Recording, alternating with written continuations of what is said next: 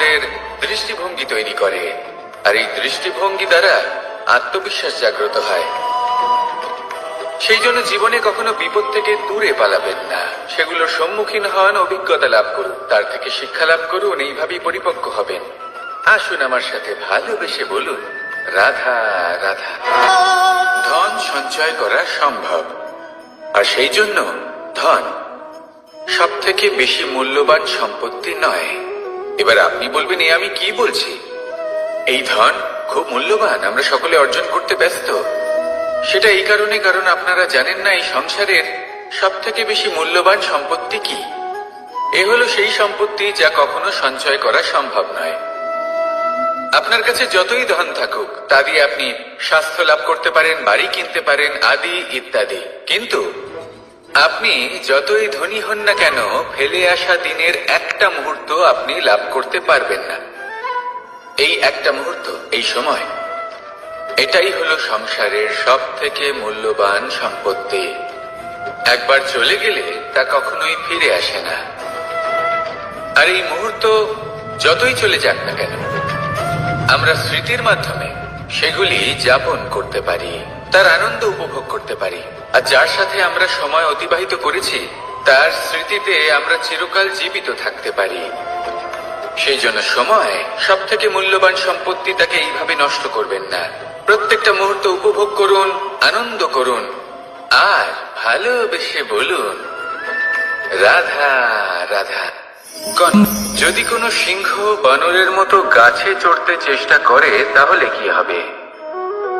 একটা মাছ যদি মাটিতে হাঁটতে চেষ্টা করে, তাহলে কি হবে? তারা বিফলই হবে। কিন্তু এরকম কেন হয়? তার কারণ হলো প্রকৃতির রচনা কিছুটা এরকম। এখানে প্রত্যেকটি ব্যক্তিকে, প্রত্যেকটি প্রাণীকে আলাদা আলাদা গুণের অধিকারী করা হয়েছে, এবং সকলকে একটা সীমাও প্রদান করা হয়েছে। এবার এই যে বৃক্ষ, পশু, পাখি, এদের মধ্যে সেই ক্ষমতাই নেই যে এরা নিজেদের যাচাই করতে পারবে, নিজেদের সীমাগুলো বুঝতে পারবে, নিজেদের সদ্গুণগুলো চিনতে পারবে। এরা সেটা করতে পারবে না। কিন্তু মানুষ তো আলাদা। মানুষের কাছে সেই বিশেষ শক্তি আছে যে তারা পূর্ণরূপে নিজেদের যাচাই করতে পারবে, নিজেকে পূর্ণরূপে বুঝতে পারবে, নিজের দোষ, নিজের অপগুণ, নিজের সদ্গুণ, নিজেদের সীমাগুলো তারা বুঝতে পারবে। আর এটা অত্যন্ত গুরুত্বপূর্ণ। কথায় আছে যে যদি সাফল্য লাভ করতে হয়, তাহলে নিজেকে যাচাই করে নিতে হবে। তাই নিজেকে যাচাই করুন, নিজের সাথে পরিচিত হয়ে যান, এবং জীবনে কর্ম করতে থাকুন। সাফল্যের শিখরে অবশ্যই পৌঁছে যাবেন। আর ওখানে যদি যান, তাহলে এই মন প্রসন্ন হয়ে অবশ্যই বলবে, রাধা রাধা। বনের মধ্যে যদি আপনি কোনো বিষাক্ত সাপ দেখেন, তাহলে কি করবেন? আপনি তখনই তার থেকে দূরে পালাতে চেষ্টা করবেন। আর এটা কেন করবেন? নিজের রক্ষার্থে। এই কথা আমি নয় মেনে নিলাম, কিন্তু নিজের জীবনে এটা করেন না কেন? আপনি যেখানেই যান, যে স্থানেই যান না কেন, প্রত্যেক সময়, প্রত্যেক মুহূর্তে এমন বিষাক্ত সাপ আপনি অবশ্যই খুঁজে পাবেন। আর সেই সাপ নয় যাদের আপনি বনে খুঁজে পাবেন, এরা হলো সেই সাপ যা আপনাকে পাপ করতে বাধ্য করবে। আপনার অন্তরের বাসনা, ক্রোধ, অহংকার, লোভ, ঈর্ষা, এদের বৃদ্ধি ঘটাবে। দেখুন, বনের এই সাপ আপনাকে একবার ছেড়ে দিতেও পারে, ছোবল নাও মারতে পারে, কিন্তু এই যে পাপরূপী সাপ আছে, তা অবশ্যই ছোবল মারবে। কর্ম যদি করেন, তাহলে অবশ্যই ফল পাবেন। সেই জন্য যখনই কোথাও যাবেন, যদি এমন কাউকে দেখেন, যদি এমন কিছু দেখেন যে আপনাকে পাপ করতে বাধ্য করছে, তাহলে সেই মুহূর্তে সেখান থেকে পালিয়ে যান। যেমন বনের সাপ দেখে আপনি পালাতে থাকেন। সৎকর্মের রক্ষা অত্যন্ত আবশ্যক। আসুন আর আমার সাথে ভালোবেসে বলুন, রাধা রাধা। কি সুন্দর একটা শব্দ। এর অনেকগুলো রূপ রয়েছে, অনেকগুলো অর্থ রয়েছে। প্রথম অর্থ হলো স্বর্ণ, অর্থাৎ সম্পত্তি। দ্বিতীয় অর্থ ধুতুরা, অর্থাৎ গাছের ছোট একটা বীজ, যা কিনা অত্যন্ত শক্তিশালী হয়। যদি বেশি মাত্রায় এর প্রয়োগ করা হয় তাহলে এটা বিষময় হয়ে উঠতে পারে। এই হলো সেই ধুতুরা যার প্রয়োগ মহাদেবের পুজোতে করা হয়। এবার প্রশ্ন হলো এটাই যে এই স্বর্ণ এবং এই ধুতুরার মধ্যে মিল কি রয়েছে। মিল হলো এটাই যে এই দুটোই মানুষকে মত্ত করে তোলে। ধুতুরা মানুষকে তখন মত্ত করে যখন তাকে সেবন করা হয়, কিন্তু স্বর্ণ, ধন, সম্পত্তি মানুষ এটা যতটাই অর্জন করে নেয় সেটাই যথেষ্ট। এই স্বর্ণ মানুষের ভাবনা চিন্তা করার ক্ষমতাকে বশ করে ফেলে। মানুষ সম্পত্তির লোভে মত্ত হয়ে ওঠে, কারণ যে যত চমৎকারী, যতটা অমূল্য হয় তাকে সামলানো কিন্তু ততটাই কঠিন, তাই না? তাই মনে রাখবেন, ধন, স্বর্ণ, সম্পত্তি এগুলো ধুতুরার থেকেও অনেক বেশি বিষাক্ত হতে পারে। তাই এর ওপর আত্মসংযমের একটা কবচ পরিয়ে রাখবেন এবং বিবেকের শক্তির সাথে এগুলো প্রয়োগ করুন, তবেই কল্যাণ হবে। আসুন আমার সাথে ভালোবেসে বলুন, রাধা রাধা। রোগ যদি এসে থাকে তাহলে তার ওষুধও অবশ্যই আসে। সমস্যা যদি আসে তাহলে সেই সমস্যার সমাধানও নিজে থেকেই আমাদের কাছে চলেই আসে। এই সংসার, এই জীবনের শুধুমাত্র একটাই নিয়ম আছে, আর তা হলো এটাই, এই সংসার হলো একটা চক্রের মতো। এতে শাশ্বত বলে কিছু নেই, নিত্য বলে কিছু নেই, আর যা কিছুই রয়েছে সব বদলাতে চলেছে। যদি আপনার জীবনে দুঃখ থাকে, সমস্যা থাকে, যদি আপনি বিপদ দ্বারা আচ্ছন্ন, তাহলে মনে রাখবেন সবকিছু বদলে যেতে চলেছে। দুঃখের সময় কাঁদবেন না, মনকে আরো দুঃখী করে তুলবেন না, কারণ এখানে যা কিছুই এসেছে তা যাওয়ার জন্যই এসেছে। তাহলে এত চিন্তা কিসের? আনন্দ সহকারে জীবন যাপন করুন, আর আমার সাথে ভালোবেসে বলুন, রাধা রাধা। মানুষের জীবনে তিনটি গুণ অত্যন্ত প্রয়োজনীয়: শ্রদ্ধা, বিনম্রতা, যোগ্যতা। যদি জ্ঞান লাভ করতে চান তাহলে শ্রদ্ধার প্রয়োজন, যদি মান লাভ করতে চান তাহলে স্বভাবে বিনম্র হওয়া প্রয়োজন, আর যদি মনোবাঞ্ছিত স্থান লাভ করতে চান তাহলে যোগ্যতার প্রয়োজন। বিষয়টা সহজ। শ্রদ্ধা আপনাকে জ্ঞান দেবে, নম্রতা আপনাকে মান, আর যোগ্যতা উচিত স্থান দেবে। কিন্তু যদি আপনি এই তিনটি গুণ সম্মিলিত করেন তাহলে এমন কিছু লাভ করবেন যা এই সব কিছুর থেকে অনেক ঊর্ধ্বে। সম্মান। আর এ হলো সেই সম্মান যা প্রত্যেক মানুষের নিজের জীবনে লাভ করতে চেষ্টা করা উচিত, কারণ এই হলো সেই সম্মান যার কারণে আপনি চলে যাওয়ার পরেও এই সংসার আপনাকে ভালোবাসবে আর মনে রাখবে। আসুন আমার সাথে ভালোবেসে বলুন, রাধা রাধা। জীবনে গতি অত্যন্ত গুরুত্বপূর্ণ, মতিও হলো গুরুত্বপূর্ণ, এবং তার থেকেও বেশি গুরুত্বপূর্ণ হলো সঙ্গতি। একটা জলের ফোঁটা, তার মধ্যে গতি থাকে, প্রকৃতির মধ্যে তা লাভ করার ইচ্ছে নিহিত থাকে, কিন্তু এই যে সঙ্গতি তা নির্ধারিত করে যে এই জলের ফোঁটা ঝিনুকের মুখে পড়ে মুক্ততে পরিণত হবে নাকি বিষাক্ত সাপের মুখে পড়ে বিষে পরিণত হবে। এবার দেখুন, এই জঞ্জাল স্বর্ণকারের দোকানের সামনেও থাকে এবং জঞ্জাল একজন ব্যবসাদারের দোকানেও থাকে, কিন্তু জঞ্জাল যা স্বর্ণকারের দোকানে থাকে তা ব্যবসাদারের দোকানের জঞ্জালের থেকে অনেক বেশি মূল্যবান, কারণ তার মধ্যে সোনার কণার সঙ্গতি থাকে। সেই জন্য জীবনে সঙ্গতির উপর বিশেষ গুরুত্ব দেবেন। যেমন সঙ্গতি তেমনই আপনি হবেন। আসুন আমার সাথে ভালোবেসে বলুন, রাধা রাধা। প্রত্যেক প্রাণী ভালোভাবে জীবন যাপন করতে চান, এটা তাদের স্বভাবে আছে এবং ভাবাটা অনুচিত নয়। কিন্তু একটা ভালো জীবনের গুরুত্বপূর্ণ অংশ কোনটা? বসবাসের স্থান, সেই স্থান যেখানে আমরা জীবন অতিবাহিত করি। এবার মানুষ ভাবতে পারেন যে একটা ভালো বাসস্থানের অর্থ কি? সেই স্থান যেখানে সহজে জল পাওয়া যায়, যেখানে শুদ্ধ বায়ু পাওয়া যায়, যেখানে আনাজ উৎপন্ন হয়। এটা জীবনযাপনের জন্য পর্যাপ্ত বটে, কিন্তু ভালো জীবনযাপনের জন্য আরো একটা কথা আপনাকে বুঝতে হবে। সাধু, জ্ঞানী, পণ্ডিত ব্যক্তি, এই সকল মহাপুরুষ, এনাদের যে বাসস্থান তা অত্যন্ত বিশেষ হয়। এখানে এক ধরনের বিশেষ ইতিবাচক শক্তি থাকে, এমন একটা স্থান যেখানে দেবতারাও বিচরণ করেন। জীবন আমরা সবাই যাপন করি, কিন্তু জীবনের উদ্দেশ্য শুধুমাত্র জীবন যাপন করা নয়।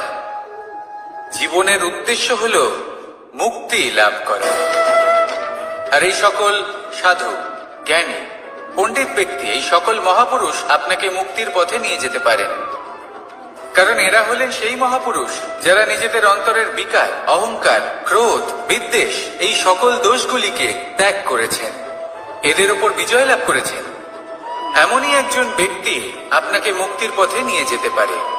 প্রয়োজন হলো শুধুই এনাদের চিনতে পারা, এদের কথা বুঝতে পারা এবং এদের দেখানো পথে চলা।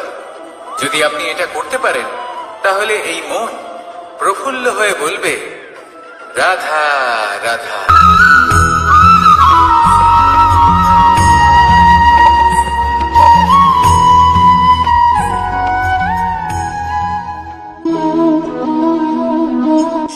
এই শুকনো পাতাটিকে দেখুন, নিষ্প্রাণ হয়ে পড়েছে।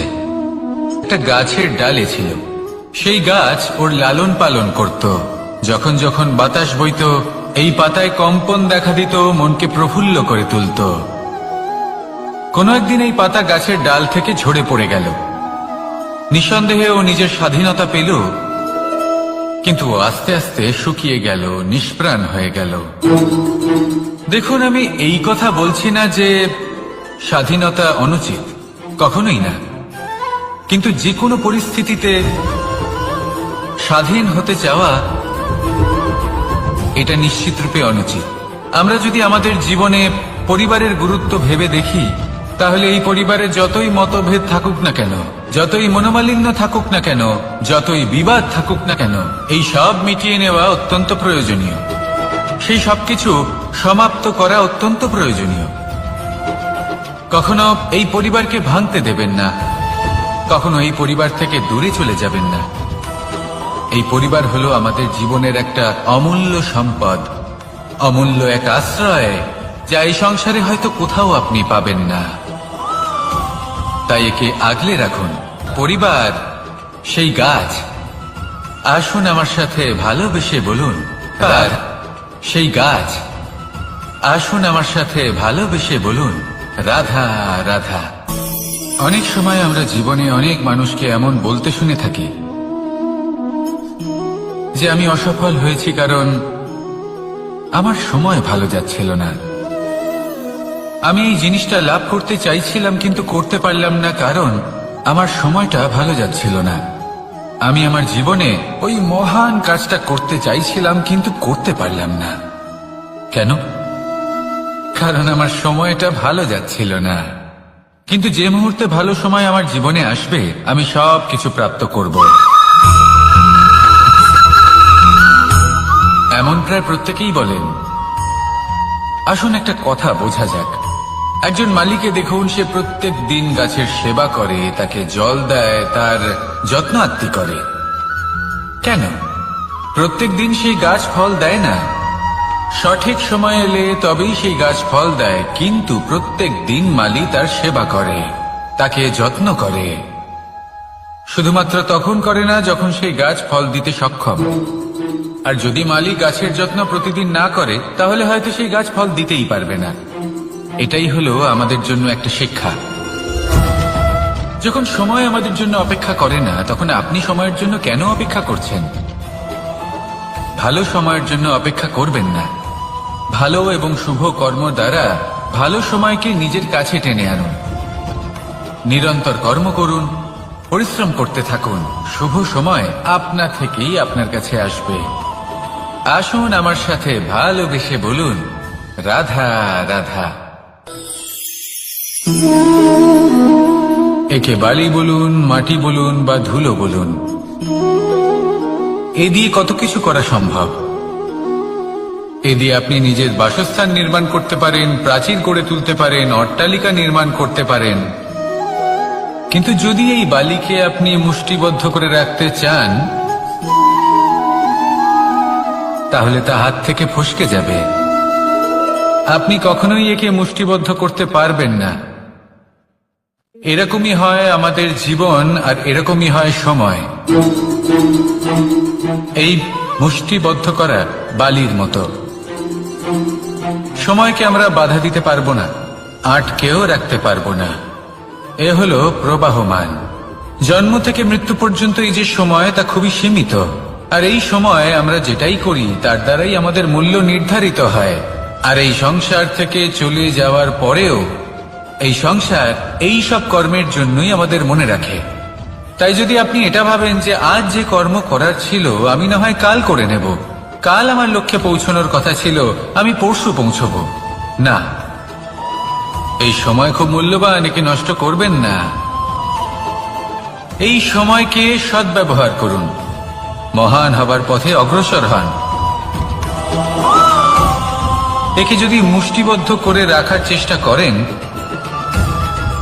এই সময় থেমে থাকবে না।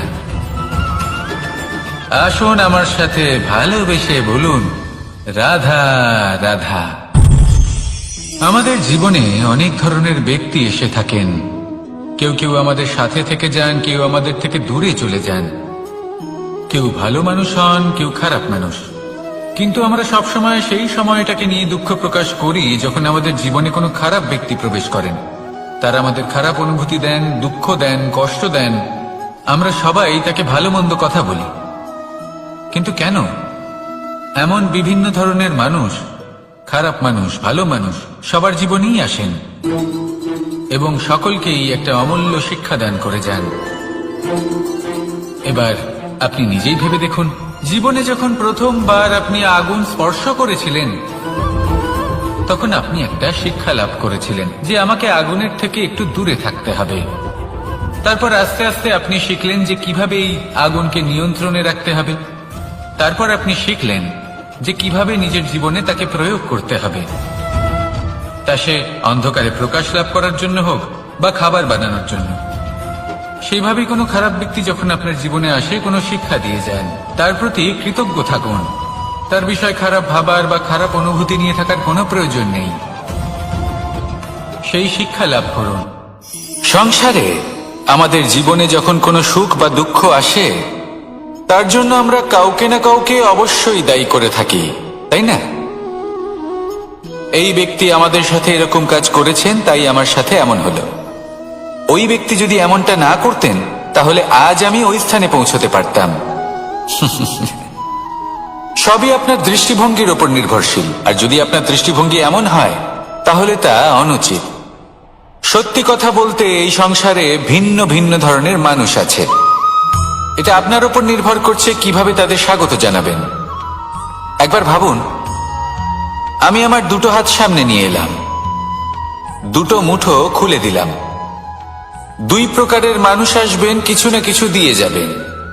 এই মুঠো যদি আমি বন্ধ করে দিই, তাহলে না কেউ আমাকে কিছু দিতে পারবে, না আমার কিছু যাবে আসবে। নিশ্চয়ই বুঝতে পারছেন এই দুই ধরনের ব্যক্তি কারা এবং তারা কি দিয়ে যান। আমি যদি নিজের মুঠো খুলে দিই, তাহলে কিছু ভালো মানুষ আসবেন, আমাকে আনন্দ, সন্তুষ্টি, জ্ঞান প্রদান করে যাবেন, ভালো অভিজ্ঞতা দিয়ে যাবেন। কোনো খারাপ ব্যক্তি যদি আসেন, তাহলে তিনিও খারাপ অভিজ্ঞতা দেবেন, যার থেকে আমি শিক্ষা লাভ করব। এই সব কিছু আমি লাভ করতে পারি। মুঠো যদি বন্ধ করে রাখি, তাহলে আমি কিছুই পাবো না। দেখুন, এই সংসারে প্রত্যেকের জীবনে এরকম।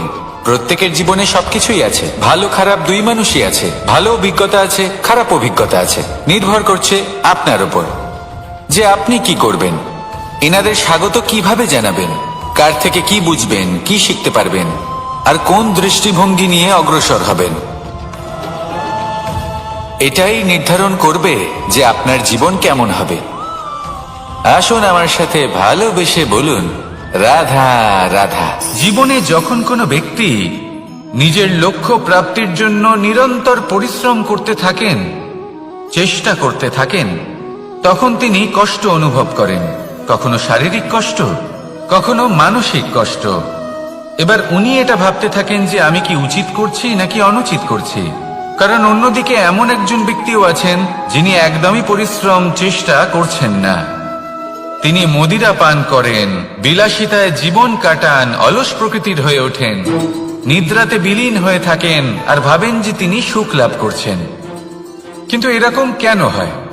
কারণ যখন আমরা সৎ পথে থাকি, উচিত পথে চলি, লক্ষ্য প্রাপ্ত করার জন্য চেষ্টা করতে থাকি, তখন আমাদের ভেতরে থাকা নেতিবাচক শক্তি এবং পাপ এই দেহকে ত্যাগ করে দেয়। আর এই অনুভূতিটাই আমাদের দুঃখের অনুভূতি দেয়, কষ্ট দেয়।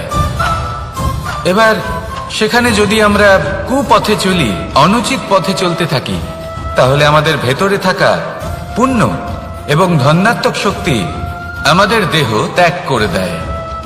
আর এই অনুভূতির কারণেই আমরা সুখ অনুভব করি।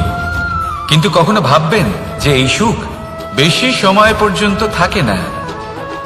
সেই জন্য সবসময় মনে রাখবেন, যদি আপনি জানেন যে এটাই আপনার লক্ষ্য, এটাই উচিত পথ, শুভ পথ, তাতে নিরন্তরভাবে এগিয়ে যেতে চেষ্টা করতে থাকুন। এই কষ্ট আপনাকে সুখের পরাকাষ্ঠায় কখন পৌঁছে দেবে তা আপনি জানতেই পারবেন না। আসুন আমার সাথে ভালোবেসে বলুন, রাধা রাধা। প্রত্যেক মানুষ নিজের জীবনে হীরক তথা হীরে এবং দর্পণ এই দুই দেখেছেন। এই দুই হলো সাদা এবং এরা দুজনেই আলোর প্রতিফলন ঘটায় এবং এরা দুজনেই উজ্জ্বল হয়ে ওঠে। আপনি হয়তো মনে মনে ভাবছেন যে এটা কি ধরনের তুলনা করছি। একটা হীরে তো রত্ন, তার মূল্য দর্পণের থেকে অনেক গুণ বেশি। কিন্তু হীরে থাকাতে দর্পণের মূল্য কিন্তু কোনো অংশে কমে যায় না, তাই না? মানুষ যখন হীরে নিজের হাতে নেয় তখন সবার আগে কি খোঁজে? দর্পণ, যাতে তার মধ্যে দিয়ে দেখে সে বুঝতে পারে যে সেই হীরে আদৌ তার শোভাবর্ধন করছে কিনা, তাকে ভালো দেখাচ্ছে কিনা, প্রসাধনের জন্য সেটা ব্যবহার করা ঠিক হবে কিনা। অর্থাৎ হীরের উপস্থিতিতে দর্পণের গুরুত্ব কম হলো না, দর্পণের কারণে হীরের মূল্য বোঝা গেল। আমাদের জীবনেও ঠিক এরকমই ঘটে। আপনারা যদি সংসারে নিজের আশেপাশে দেখেন, এমন অনেক মানুষ দেখতে পাবেন যারা নিজেদের ক্ষেত্রে মহান স্থানে পৌঁছেছেন, নিপুণ এবং শ্রেষ্ঠ হয়েছেন। আর তাদের মধ্যে আপনার নিজের মনে হয় যেন আপনি হলেন দর্পণ। নিজেকে ছোট মনে করবেন না। আপনার মূল্য কম হচ্ছে না, আপনার নিজস্ব মূল্য আছে। আর যদি আপনার অস্তিত্ব না থাকে তাহলে ওনাদের অস্তিত্বের মূল্য সংসার বুঝতেই পারবে না। জীবনে সবসময় চেষ্টা করবেন যাতে আপনি আরো বেশি শ্রেষ্ঠ হয়ে উঠতে পারেন। আপনি নিজে যে স্থানে আছেন সেটাকে ছোট মনে করবেন না, তারও নিজস্ব একটা মূল্য আছে। যদি আপনি হীরে হয়ে থাকেন তাহলে অহংকার করবেন না, যদি আপনি দর্পণ হয়ে থাকেন তাহলে নিজেকে ছোট মনে করবেন না। আসুন আর আমার সাথে ভালোবেসে বলুন, রাধা রাধা। মানুষ জন্মগ্রহণ করে, তার সাথে ভয়েরও জন্ম হয়। ছোটবেলা থেকেই আমাদের মনে কোনো না কোনো প্রকারের ভয় থেকেই যায়। কেউ এই বিষয়ে ভয় পায় যে তার কোনো বস্তু তার থেকে দূরে চলে যাবে, কেউ এই বিষয়ে ভয় পায় যে আমি নিজেকে হারিয়ে ফেলব, কেউ এই ভেবে ভয় পায় যে আমার প্রিয়জনেরা তারা যেন আমার থেকে দূরে না চলে যায়, কেউ এই ভেবে ভয় পায় যে আমরা যেন পথ না হারিয়ে ফেলি, আদি ইত্যাদি। কিন্তু সত্যি কথা বলতে ভেবে দেখুন, এই ভয় বাস্তবে কি? শুধুই একটা মনস্থিতি, আর কিছুই নয়। যা কিছু আপনি জীবনে পেয়েছেন তা একদিন আপনাকে হারাতে হবে। এই জীবন হলো আপনারই, কিন্তু তাও একদিন সমাপ্ত হবে। তাই ভয় পেয়ে কি লাভ? এই ভয় শুধু আপনাকে জীবন যাপন করা থেকে বাধা দিচ্ছে, আর কিচ্ছু নয়। পথ হারিয়ে ফেললেই বুঝতে পারবেন যে নতুন পথ কিভাবে বানাতে হয়। কিছু মানুষকে জীবন থেকে হারালে তবেই আপনি বুঝবেন যে আপনার আপনজনকে। এই ভয়ের কারণে ভীত হয়ে থাকবেন না। এই তারা নক্ষত্র অন্ধকারের অভাবে গুরুত্ব হারায়। শিবকেও মহাদেব হওয়ার জন্য বিষপান করতে হয়েছিল। প্রত্যেক পরিস্থিতি, প্রত্যেক সাফল্য আপনার পরীক্ষা নেবে, তাতে উত্তীর্ণ হওয়া হলো আপনার কর্ম। যখনই আপনি ভয় পাবেন বা সংকটের সম্মুখীন হবেন, তখন সাহসের সাথে তার সম্মুখীন হন। মনে রাখবেন, যে সম্মুখীন হতে জানে, সাফল্য তার সাথে সবসময় থাকে। আসুন আর আমার সাথে ভালোবেসে বলুন, রাধা রাধা। এই সংসারে সব থেকে বেশি কোমল বস্তু হলো রেশম। এই রেশম এতটাই কোমল হয় যে এর পুরো একটা থান শুধুমাত্র একটা হাতে ধরা সম্ভব। কখনো ভেবে দেখেছেন এই রেশম কিভাবে হয়? একটি কীট তার লালার দ্বারা উৎপন্ন হয়। এই কীট সেই রেশমকে পাক দিতে থাকে, পাক দিতেই থাকে, আর আস্তে আস্তে তার মধ্যেই জড়িয়ে পড়ে। শেষে ওর এই সুন্দর অমূল্য সৃষ্টি রেশমের এই সুতো তার নির্মাণ কার্য পূর্ণ হয়, কিন্তু তাতেই ও নিজে বন্দী হয়ে যায়। নিজেরই মায়াজালের এই বন্দী গৃহে নিজেই ফেঁসে যায়। এবার এই সুতোকে ব্যবহারযোগ্য করে তোলার জন্য এই কীটগুলিকে এই কবচের সাথেই ফুটন্ত জলে ফেলে দেওয়া হয়। এই সংসারে যদি আমাদের স্বপ্ন এই সংসারের দুঃখ হরণ করার জন্য, এই সংসারে সুখ বিতরণ করার জন্য হয়, তবেই আমাদের প্রগতি সম্ভব। যদি আমাদের এই স্বপ্ন শুধুই আমাদের এবং আমাদের স্বার্থ সিদ্ধির জন্য হয়, তাহলে এই স্বপ্ন আমাদের অন্ধ করে দেবে, আমাদের অন্ধকারের পথে নিয়ে যাবে, আর আমরাও সেই কীটের মতো হয়ে যাব। নিজেদেরই মায়াজালে আমরা নিজেই ফেঁসে যাব, আর শেষে আমরা যদি কিছু লাভ করি তা হবে একাকিত্ব, অন্ধকারময় মৃত্যু। তাই স্বপ্ন অবশ্যই দেখুন, কিন্তু এমন ভাবে স্বপ্ন দেখবেন না যে তার এই বন্দিগৃহে আপনি নিজেই ফেঁসে গেলেন। স্বপ্ন দেখুন পরোপকারের, পরমার্থের, সবাইকে উদ্ধারের, অন্ধকারের নয়। তবেই কল্যাণ হবে, আর তবেই হৃদয় প্রসন্ন হয়ে বলবে, রাধা রাধা। মানুষ যখন এই সংসারে প্রবেশ করে, অর্থাৎ জন্মগ্রহণ করে, তখন নিশ্চিন্তে থাকে, আনন্দে থাকে। কিন্তু যেইমাত্র তার মধ্যে বোধশক্তি আসে, তখন সে চিন্তা করতে শুরু করে। চিন্তা ভবিষ্যতের, সেই সমস্ত বিষয় নিয়ে চিন্তা করে যা ওর হাতে নেই। তারপর বড় হয়, বিবাহ সম্পন্ন হয়, গৃহস্থ জীবন যাপন করে, তারপর আবার চিন্তায় মগ্ন হয়ে যায়। ভাবে, এই যে আমার পরিবার, আমি কি ঠিকমতো তার খেয়াল রাখতে পারছি? কাল যখন আমি এই সংসার থেকে চলে যাব, তখন আমার এই পরিবারের দেখাশোনা কে করবে? শেষ পর্যন্ত এই পরিবার তো আমারই উত্তরদায়িত্ব। যাক, আপনাকে একটা প্রশ্ন করি। এই সংসারে আসার পূর্বে আপনি কি এই প্রশ্ন করেছিলেন, এটা ভেবেছিলেন যে আমাকে ছাড়া এই সংসার কিভাবে চলবে? করেননি, তাই তো? তাই আপনার এটা নিয়ে দুশ্চিন্তা করার প্রয়োজন নেই যে আপনি যখন এই সংসার ত্যাগ করে চলে যাবেন তখন কি হবে। আপনি যখন ছিলেন না তখনও এই সংসার চলছিল, আপনি যখন এই সংসার ত্যাগ করবেন তখনও এই সংসার চলতে থাকবে। যদি কোনো বিষয়ের প্রভাব থাকে, তা হলো আপনার আজকের তথা বর্তমানের কর্ম, অর্থাৎ আজ আপনি কি করছেন, কার জন্য মঙ্গল করছেন, কাকে প্রেরণা দিচ্ছেন, কাকে সাহায্য করছেন, কোন উদাহরণ প্রস্তুত করছেন। আপনি এই সংসারে যে ছবি অঙ্কন করবেন, সংসার সেটাই মনে রাখবে। তাহলে শুধু সৎকর্ম করুন, মঙ্গল করতে থাকুন, আর আমার সাথে ভালোবেসে বলুন, রাধা রাধা। একবার একটা শেয়াল বনে বিচরণ করছিল। ও একটা ছোট্ট শাবক দেখতে পেল। ও ভাবলো, আজ একেই আমি খাবার হিসেবে গ্রহণ করব। আশেপাশে দেখলো কেউ দেখছে না তো, কেউ ছিল না, আর সেই শাবকের ওপর আক্রমণ করল, যা হলো একটা ঘোর অপরাধ।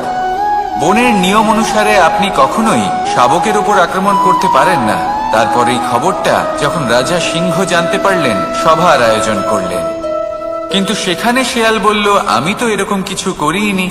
কিন্তু যদি আপনি এরকম বলেন, কোনো প্রমাণ দিন, এর কোনো সাক্ষী আছে? তখন রাজা সিংহ পেঁচাকে ডেকে পাঠালেন, যে সেই মুহূর্তে বৃক্ষের শাখার ওপর বসেছিল, সে সব কিছু দেখেছিল। পেঁচা সব সত্যি কথা বলল, আর শেয়ালকে মৃত্যুদণ্ড দেয়া হলো। এবার এই কাহিনী আমি আপনাকে কেন শোনালাম? কারণ মানুষও কখনো কখনো এরকম কর্ম করেন যা শিয়াল করেছে। এটা ভাবেন কেউ দেখছে না, যখন আমি অনুচিত কর্ম করতেই পারি। কিন্তু না, আপনি যাই করুন না কেন কেউ না কেউ অবশ্যই তা দেখছে। কোনো ব্যক্তি না হলেও কোনো প্রাণী, না হলে কোনো যক্ষ বা দেব বা প্রেত। যদি এনারা কেউ না দেখেন তাহলে ধরিত্রী মাতা দেখেন, যেখানে দাঁড়িয়ে আপনি সেই কর্ম করছেন, তাই না? তাই একটা কথা সবসময় মনে রাখবেন, কে দেখছেন কে দেখছেন না সেই বিষয়ে ভাবা ছেড়ে দিন। এটা খুব সহজ কথা। আপনি যদি উচিত কর্ম করেন উচিত ফল পাবেন, যদি অনুচিত কর্ম করেন তাহলে আপনি অনুচিত ফল অবশ্যই পাবেন।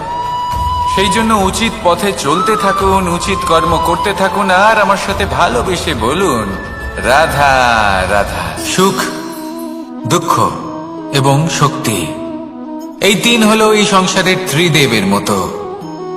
আমাদের জীবনে যা কিছু ঘটছে এই তিনটির ভিত্তির উপরেই হচ্ছে।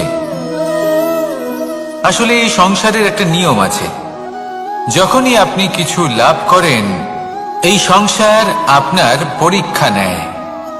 এটা জানার জন্য আপনার পরীক্ষা নেয় যে আপনি যা কিছুই লাভ করেছেন আপনি কি আদৌ সেটার যোগ্য কি না। ঠিক সেইভাবেই এই সুখ, দুঃখ এবং শক্তি আপনার পরীক্ষা নিয়ে থাকে। যখন সুখ আসে তখন সে আপনার পরীক্ষা নেয় যে আপনার মধ্যে অহংবোধ জাগ্রত হয়নি তো। যদি অহংবোধ চলে আসে তাহলে সুখ সেখানেই সঙ্গ ত্যাগ করে। দুঃখ আপনার ধৈর্যের পরীক্ষা নিতে থাকে, আর যদি আপনার মধ্যে ধৈর্য না থাকে তাহলে এটা আপনাকে আরো বেশি দুঃখের গভীর অন্ধকারে ঠেলে দেবে। সেখানে শক্তি পরীক্ষা নেয় আপনার বিনম্রতার। যদি আপনি বিনম্র না হন তাহলে হয় এই শক্তি আপনার সঙ্গ ত্যাগ করবে, নয় এই শক্তি বিনম্রতার অভাবে আপনার পতনের কারণ হতে পারে। এই সংসারে যে কোনো ব্যক্তি যিনি এই পরীক্ষায় উত্তীর্ণ হয়ে থাকেন এই জীবনে তিনি সাফল্য লাভ করেন। আসুন আমার সাথে ভালোবেসে বলুন রাধা রাধা। আমি মনুষ্যরূপে জন্ম নিয়েছি এবং সমস্ত কর্ম এই রূপেই করেছি, কিন্তু আশ্চর্যের বিষয় হলো যে আজও মানুষ আসেন এবং হাত জোড় করে প্রার্থনা করেন যেন আমি ওনাদের সহায়তা করি। আপনাদের একটা কথা বলতে চাই, আমি সকলকে সাহায্য করতে পারবো না, কিন্তু আমি শিক্ষা অবশ্যই দিতে পারবো, জ্ঞান প্রদান করতে পারবো। এমন কিছু জ্ঞান যার ভিত্তিতে মানুষ যা চাইবেন তাই লাভ করতে পারবেন যদি সঠিক কর্ম করতে থাকেন। যখন কংসের অসুররা গোকুলে ধ্বংসলীলা চালাচ্ছিলেন তখন আমি কারোর থেকে সাহায্য চাইনি। লক্ষ্য আছে, আপনি অবশ্যই লাভ করবেন। আর এই মন সুপ্রসন্ন হয়ে বলবে রাধা রাধা। ভোজন, এই সংসারে যেই হোক না কেন, কোনো মানুষ হোক, কোনো প্রাণী হোক, কোনো কীট হোক বা কোনো বনস্পতি হোক, প্রত্যেকের জন্য ভোজন অতি আবশ্যক। কারণ ভোজন থেকেই শক্তি পাওয়া যায়, আর সেই শক্তি দিয়েই সংসারের আমাদের জীবনের সমস্ত কার্য করা যায়। এবার এমন এক ধরনের শক্তি হয় যা শীতের ঋতুতে সূর্য থেকে আমরা পেয়ে থাকি, আর আরেক ধরনের উত্তাপ হয় যা দিয়ে ভোজন রান্না করা হয়, সুস্বাদু নানান ধরনের ভোজন। এবার অত্যন্ত গুরুত্বপূর্ণ হলো যে ব্যক্তি সেই ভোজন বানাচ্ছেন তার মানসিক পরিস্থিতি এবং সেই ব্যক্তি যিনি ভোজন গ্রহণ করছেন তার মানসিক অবস্থা। যখনই আপনি ভোজন বানাচ্ছেন তখন ভালোবাসার সাথে কাজটা করুন, ধন্যাত্মক ভাব নিয়ে, সৎ ভাবনার সাথে। কারণ আপনার এই মানসিক স্থিতি শক্তির আকারে সেই খাদ্যের সাথে মিলেমিশে যায়। আর যখনই আপনি ভোজন গ্রহণ করছেন তখন সদ্ভাবনার সাথে, প্রসন্নতার সাথে গ্রহণ করুন, ধন্যাত্মক ভাব নিয়ে। যদি আপনি প্রসন্নতার সাথে রান্না করেন, প্রসন্নতার সাথে খাদ্য গ্রহণ করেন, তাহলে আপনি প্রসন্নই থাকবেন, আর মন সুপ্রসন্ন হয়েই বলবে রাধা রাধা। দীপাবলি আমাদের সবথেকে বড় উৎসব। শ্রীরাম রাবণকে পরাস্ত করে 14 বছরের বনবাস কাটিয়ে আবার অযোধ্যায় ফিরে এলেন অমাবস্যার রাত্রে। অযোধ্যায় সবাই খুব প্রসন্ন ছিলেন, খুবই উৎসাহিত ছিলেন। অযোধ্যায় সহস্র প্রদীপ প্রজ্বলিত করা হয়েছিল এই উৎসবে। একে আমরা দীপাবলি বলে থাকি। এবার এই বিষয়ে আমরা সকলে জানি। আপনি কি এটা জানেন যে শ্রীরাম বাস্তবে অমাবস্যার এক রাত আগেই অযোধ্যায় পৌঁছে গেছিলেন? সবার সামনে অমাবস্যার রাতে এসেছিলেন। এর কারণ কি? শ্রীরাম প্রমাণ করতে চেয়েছিলেন যে যে কোনো সময়, দিন হোক বা রাত, শুভ বা অশুভ হয় না। শুভ অশুভ কিছু থাকলে তা হলো মানুষের চিন্তা, তার ভাবনা, তার নির্বাচন আর তার কর্ম। নিজেই দেখিনি, শ্রীরাম শুভ কাজ করে ফিরেছিলেন এবং অমাবস্যার মতো গভীর এক রাত্রিকেও দীপাবলিতে পরিবর্তিত করেছিলেন। এমনটাই যদি আমরা করতে পারি, তাহলে এমন কোন গৃহে যান যেখানে অসহায় ব্যক্তি রয়েছেন, যা অন্ধকারাচ্ছন্ন, আর সেখানে প্রকাশ প্রজ্বলিত করুন। প্রকাশ সহায়তা, প্রেরণা, আশার। যদি এমন কিছু আমরা করতে পারি, তাহলে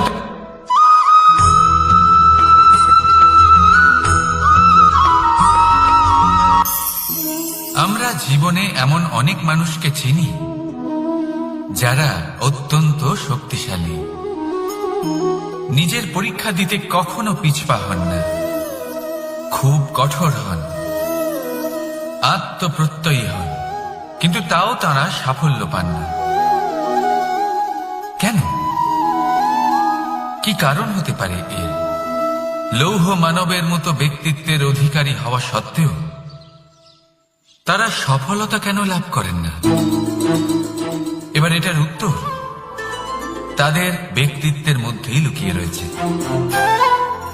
লৌহ মানব, লোহা। আপনি কখনো লোহাকে দেখে থাকবেন, অত্যন্ত শক্তিশালী, অত্যন্ত কঠিন, কিন্তু শুধু তখনই যখন সেটা শান্ত থাকে, শীতল থাকে।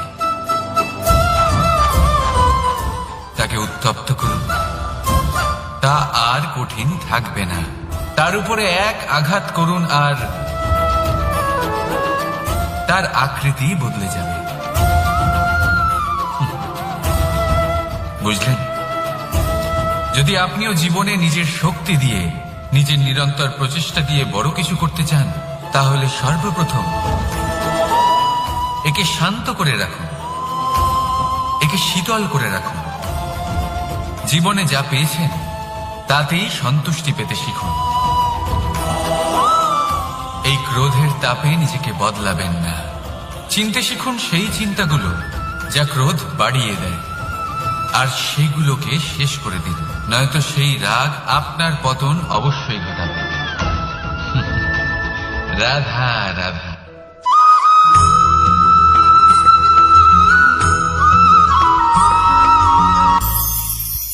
ভবিষ্যৎ। সংসারে এমন কোন ব্যক্তি আছেন যিনি নিজের ভবিষ্যতের বিষয় ভাবেন না? যে কেউ ভাবেন আমার ভবিষ্যৎ কিছু এরকম হবে, আমি ভবিষ্যতে এরকম কিছু একটা করব, এই সুবিধা থাকবে, এই আনন্দ পাবো, ইত্যাদি ইত্যাদি। কিন্তু সত্যি বলি, ভবিষ্যতের থেকে বড় ভণ্ড আর কেউ নেই। ভবিষ্যৎ আপনাকে ছেড়ে চলে যাবে, আপনি জানতেও পারবেন না। ভবিষ্যৎ আপনার থেকে আপনার বর্তমান কেড়ে নেবে। অনেক সময় আমরা ভবিষ্যতের বিষয় ভাবতে থাকি, দুশ্চিন্তা করতে থাকি, ভবিষ্যৎ দিয়ে নিজেকে এতটাই ঘিরে ফেলি যে বর্তমান কি তা ভুলেই যাই, তার বোধই আমাদের থাকে না। ভাবুন, ভবিষ্যৎ কি? ভবিষ্যৎ হলো সেটাই যা এখনো পর্যন্ত ঘটেনি। বর্তমান হলো সেটা যা এখন ঘটছে। তাহলে যা এখনো ঘটেইনি তার বিষয়ে দুশ্চিন্তা করে নিজেকে ব্যতিব্যস্ত কেন করছেন? এই বর্তমান, এটাই হলো গুরুত্বপূর্ণ। এর উপরে সমস্ত ভাবনা কেন্দ্রীভূত করুন। মনে লক্ষ্য অবশ্যই রাখুন, কিন্তু পুরো মনোযোগ শুধু বর্তমানে থাকবে। এই বর্তমানকে যদি সামলে নিতে পারেন, তাহলে আপনার ভবিষ্যৎ এমনি উজ্জ্বল হয়ে উঠবে। তাহলে আসুন আমার সাথে ভালোবেসে বলুন, রাধা রাধা।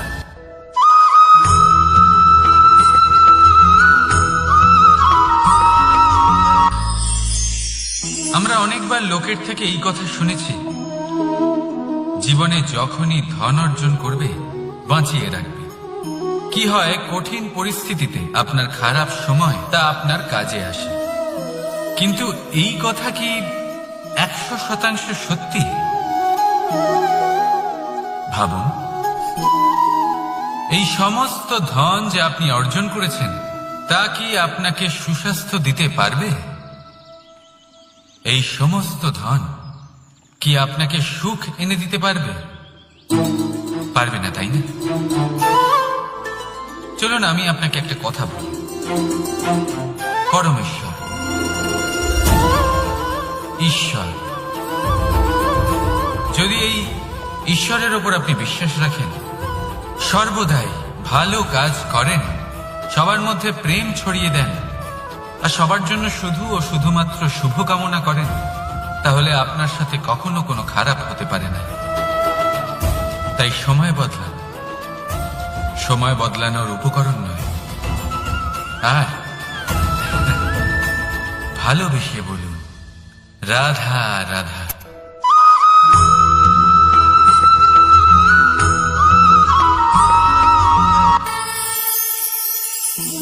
একটা সিদ্ধান্ত। এই জীবনে একটা সিদ্ধান্তের গুরুত্ব কি হতে পারে তা কখনো ভেবে দেখেছেন? একটা সিদ্ধান্ত সেই ভিত্তি হতে পারে যা আপনার পুরো জীবনকে বদলে দিতে পারে, এই সমস্ত সংসারকে বদলে দিতে পারে, ভবিষ্যৎ বদলে দিতে পারে। এই সিদ্ধান্ত যে কোন রাস্তা চয়ন করতে হবে, সেই সিদ্ধান্ত যে কখন সামনে এগোতে হবে আর কখন থেমে যেতে হবে, সেই সিদ্ধান্ত যে কখন যুদ্ধ করতে হবে আর কখন নিজেকে পিছু পা হতে হবে। এই সিদ্ধান্ত হলো খুব গুরুত্বপূর্ণ। আর আপনি তো এই সংসারে একা নন, তাই আপনার একটা সিদ্ধান্ত শুধু আপনার জন্যই নয়, সমস্ত সংসারের জন্য গুরুত্বপূর্ণ হতে পারে। এবার এই সিদ্ধান্ত আপনারই হবে। ভাবনা চিন্তা করে নেবেন, সাফল্য পাবেন। রাধা রাধা।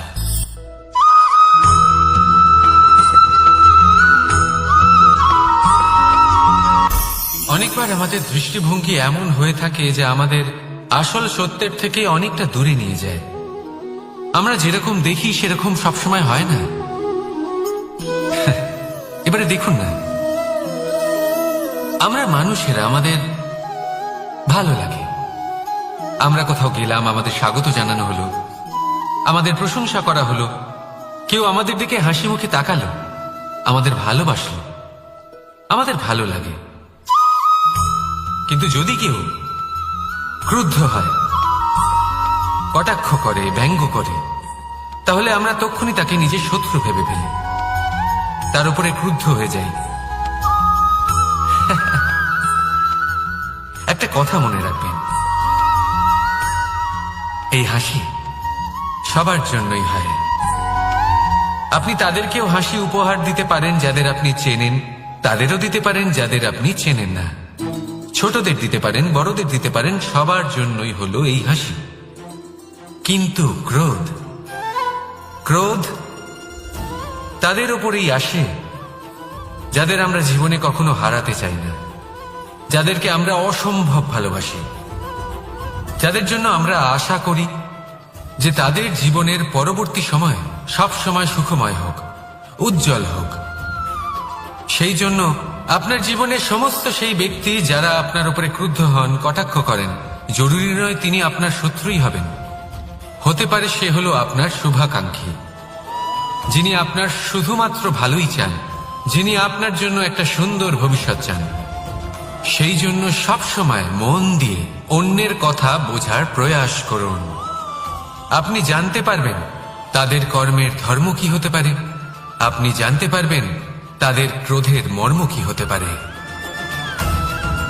রাধা রাধা।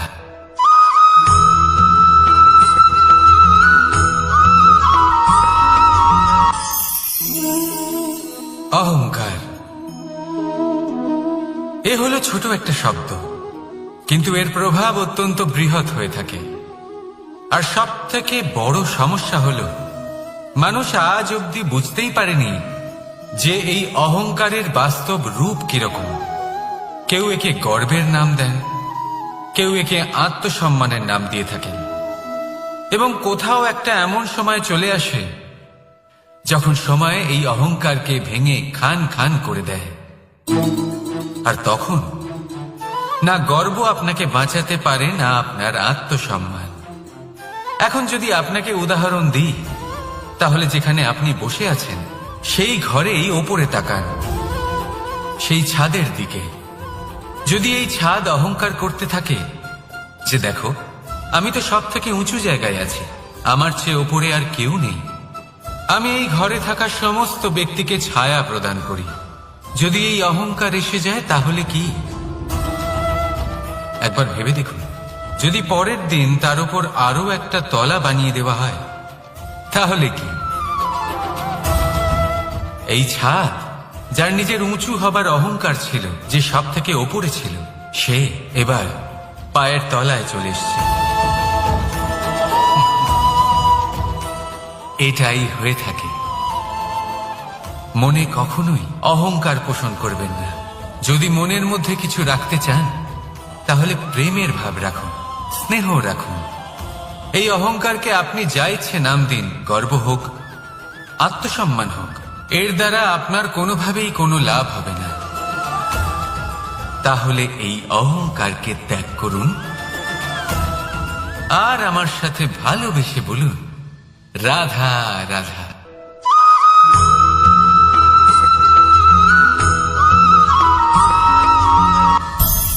সংসারে অনেক সময় এরকম হয় যে আমরা খুব সমস্যায় থাকি, খুব বিপদের মধ্যে থাকি, আর সেই সমস্ত মানুষ যারা আমাদের কাছের মানুষ, আমাদের আপনজন, তারা আমাদের ত্যাগ করে চলে যান। আমরা এই সময় দুঃখ পাই, নিরাশ হয়ে পড়ি এবং একা একাই সেই সমস্যাকেও কাটিয়ে উঠি। এবার পরিস্থিতি যেমন খুশি হোক না কেন, সেই সব মানুষ যারা এমন সময় আপনাকে ত্যাগ করেছেন তাদের প্রতি ক্রুদ্ধ হওয়া, অভিমান করা, এটা অনুচিত। আমি বলবো তাদের প্রতি কৃতজ্ঞ থাকুন। আমি বলবো তাদের ধন্যবাদ জানান যে তারা এমন সময় আপনার সঙ্গ ত্যাগ করেছেন যখন আপনার তাদের সব থেকে বেশি প্রয়োজন ছিল। কারণ দেখুন, হয় তাদের বিশ্বাস ছিল যে আপনি নিজেই এই বিপদ থেকে বেরিয়ে আসতে পারবেন, বা তাদের ত্যাগ করার জন্য আপনি নিজের উৎসাহ বাড়িয়ে তুললেন, আপনি নিজের শক্তি বাড়ালেন এবং নিজে সেই সমস্যা থেকে বেরিয়ে আসলেন। নিজের খারাপ সময়কে আপনি নিজেই ভালো সময় করে তুললেন। শেষ পর্যন্ত আপনি আরো শক্তিশালী হয়ে উঠলেন, আরো শ্রেষ্ঠ হয়ে উঠলেন। আর এটাই তো আপনার বিজয়, যার কারণ হলো তাদের আপনাকে ত্যাগ করা। তাহলে তাদের ধন্যবাদ জানান আর আমার সাথে ভালোবেসে বলুন, রাধা রাধা।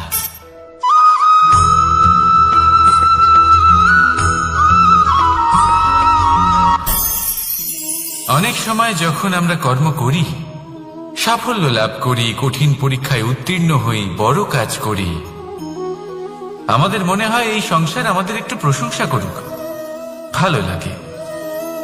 অনেকবার মনে হয় এটা হলো আমাদের কর্মের ফলই বটে, আমরা আনন্দ পাই। কিন্তু যখন আমরা এই প্রশংসা পাই না, তখন কি হয়? আমরা দুঃখী হয়ে যাই, ভেঙে পড়ি। মনে হয় যেন আমার জন্য কেউ চিন্তাই করে না, এমন মনে হয় যেন আমাদের আনন্দে অন্য কেউ আনন্দই পায় না। অনেক রকম ভাবনা আসে।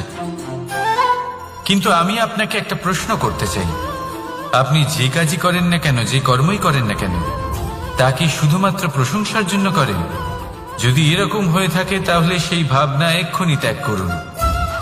কারণ এই প্রকৃতি আমাদের অন্য শিক্ষা দেয়।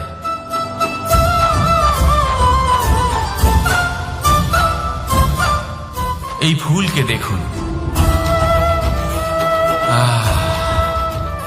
এই যে ফুলের সুবাস, যা আমার মনকে উচ্ছ্বসিত করে তোলে, মনে শক্তির সঞ্চার করে, এই সুগন্ধ।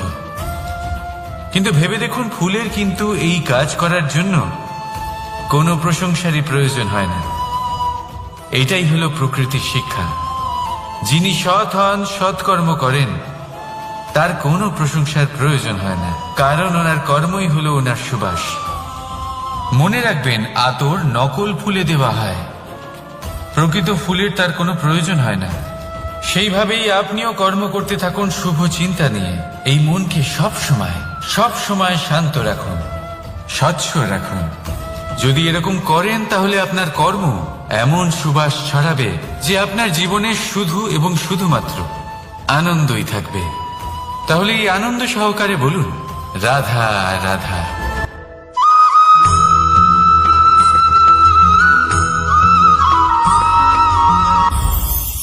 এই সংসারে যখনই কোনো সমস্যা আসে তখন আমরা আমাদের সব থেকে বড় সম্বলের কাছে আশ্রয় খুঁজি, তা হলো আমাদের বিশ্বাস।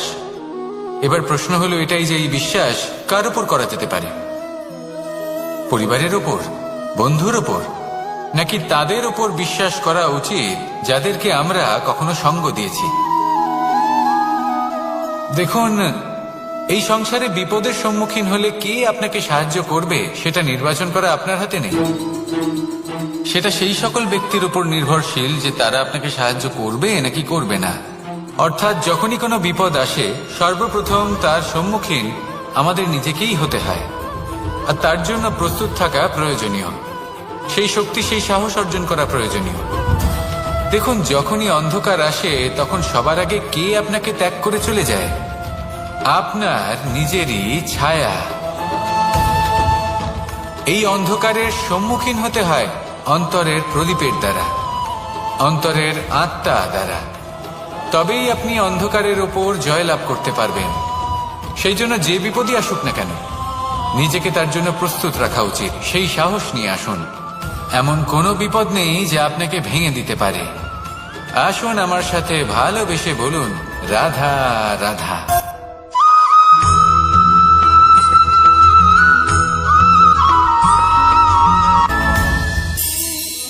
এই সংসারে এমন কোনো পর্বত নেই যা এতটাই উঁচু যে মানুষ তার শিখরে পৌঁছতে পারবে না, তাকে অতিক্রম করতে পারবে না। এই সংসারে এমন কোনো সাগর নেই যা কিনা এতটাই গভীর যেখানে মানুষ তার তলদেশে পৌঁছে ফিরে আসতে পারবে না। একটা ছোট্ট বরফের টুকরো পর্বতের শিখরে গলে গিয়ে বইতে থাকে, আর দেখতে দেখতেই তা মহানদী গঙ্গায় পরিবর্তিত হয়। এর কারণ কি? এর কারণ হলো প্রচেষ্টা, প্রারব্ধ নয়। এই প্রচেষ্টাই সুনিশ্চিত করে যে আপনার প্রারব্ধ কি হবে। এই সমস্ত কিছু হলো প্রচেষ্টা আর প্রারব্ধের খেলা। আপনার প্রচেষ্টা যেরকম হবে আপনার প্রারব্ধ সেরকমই হবে। আর আপনার প্রচেষ্টা যদি উচ্চ মানের হয় তাহলে প্রারব্ধকে আপনার সামনে নত হতেই হবে। কি বলেন? তাহলে আসুন আমার সাথে ভালোবেসে বলুন, রাধা রাধা। অনেক সময় মানুষ অতীতকে দেখেন আর তখন অহংবোধে পরিপূর্ণ হয়ে ওঠেন। কখনো বর্তমানের দিকে তাকান, ভবিষ্যতের দিকে তাকান আর পরিতৃপ্তিতে ভরে ওঠেন। কেন বুঝতে পারেন না একটা সহজ কথা? এই যে সৃষ্টি, এই সৃষ্টি হলো একটা বড় চক্র যা বারংবার আপনার কাছে ফিরে আসবেই। কঠিন থেকে কঠিনতর পরীক্ষায় আপনাকে নিযুক্ত করবে যাতে আপনাকে উত্তীর্ণ হতেই হবে। যা কাল ছিল তা আজ নেই, এটা সবাই জানেন। যা আজ আছে তা হয়তো কাল থাকবে না, এটাও আপনাকে মেনে নিতে হবে, তাও আবার হাসি মুখে। শান্ত থাকতে শিখুন আর কখনোই মনের মধ্যে অহংকার উৎপন্ন হতে দেবেন না। হতে শিখুন সেই হিমবাহের মতো। হয়তো এই জন্যই এত শীতল থাকে কারণ ও জানে গতকালও জল রূপে ছিল, আজ বরফ রূপে হয়তো আছে, কিন্তু কাল পুনরায় সে জলেই পরিণত হবে। নিজেকে শান্ত রাখুন। হয়তো আজ আপনি সাফল্যের শিখরে আছেন, হয়তো বা নেই। আপনাকে প্রত্যেক দিন অবশ্যই দেখতে হবে। শুধু নিরন্তর প্রচেষ্টা করতে থাকুন, প্রত্যেক পরিস্থিতির জন্য তৈরি থাকুন আর একে ভারসাম্যে রাখতে শিখুন। আপনার কাল হোক, আজ হোক বা আগামীকাল, আপনার ভালো দিন হোক বা খারাপ দিন, সব পবিত্র হয়ে যাবে। তাহলে আসুন আর আমার সাথে ভালোবেসে বলুন, রাধা রাধা।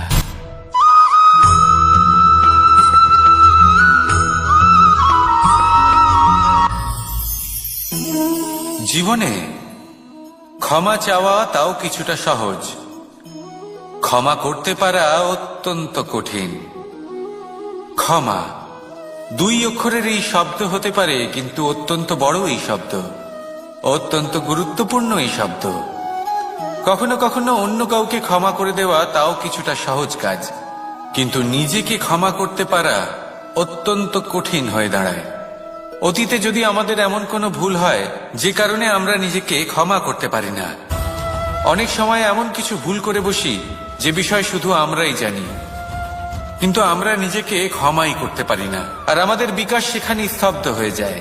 কারণ যদি আপনি ক্ষমা করতে না শেখেন, নিজেকে ক্ষমা যদি না করতে পারেন, তাহলে তা আপনার জীবনের সব থেকে বড় বাধা হয়ে দাঁড়াবে।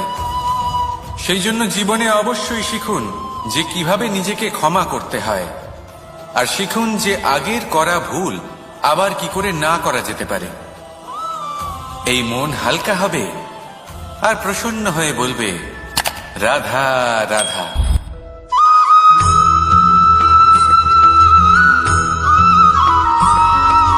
দোল উৎসবে এই সমগ্র সংসার রং নিয়ে খেলা করে, কিন্তু এই রঙের সারমর্ম এই সংসার কি জানে? কখনো দেখেছেন একটা চিন্তিত মুখ শুধুমাত্র রঙের স্পর্শ পেয়ে আনন্দিত হয়ে ওঠে? দোলে আমরা কি করি? পুরাতনকে ত্যাগ করি আর নতুনকে স্বাগত জানাই। শিশিরকে বিদায় জানিয়ে এক সুন্দর, এক নতুন ঋতুকে আগমন জানাই। দুশ্চিন্তা দূর করে আসার নতুন রঙে রঙিন হয়ে ওঠা, নিজেকে আনন্দিত করা, এটাই তো হলো দোল। এবার দোলের একটা ব্যাপার আছে, দুটো রঙে একসাথে রঙিন হওয়া যায় না। একটা রং উঠলে তবেই আরেকটা রং লাগা সম্ভব। আরো একটা প্রশ্নও রয়েছে, কোন রংকে তুলে দিয়ে কোন রং মাখানো যেতে পারে? যদি আপনাকে উদাহরণ দিই, লোভের এই রং, তা যতক্ষণ লেগে থাকবে আনন্দের রং লাগতে পারবে না। যা হয়েছিল দ্বারকাবাসী এবং সামন্তক মণির মধ্যে। ভ্রান্তির রং যতক্ষণ লেগে থাকবে সত্যের রং লাগতে পারবে না, যা হয়েছে রুক্মিণীর সাথে। আর হিংসার এই রং যতক্ষণ লেগে থাকবে প্রেমের রং ততক্ষণ লাগতেই পারবে না, যা হয় আপনার আমার সবার সাথে। তাহলে আসুন একসাথে মিলে দোল পালন করি এবং সবকিছুর উপরে বিজয় লাভ করি। অন্ধকারের স্থানে আলো, ভ্রান্তির স্থানে সত্যের, হিংসার স্থানে প্রেমের, আর লোভের স্থানে আনন্দের এই সুন্দর রং মাখাই। শত্রুতা, ঘৃণা, হিংসা এই সব কিছু ত্যাগ করি আর সকলের সখা হয়ে উঠি, আর ভালোবেসে বলি শুভ দোল। হ্যাঁ, ওটা তো আমরা অবশ্যই বলবো, রাধা রাধা।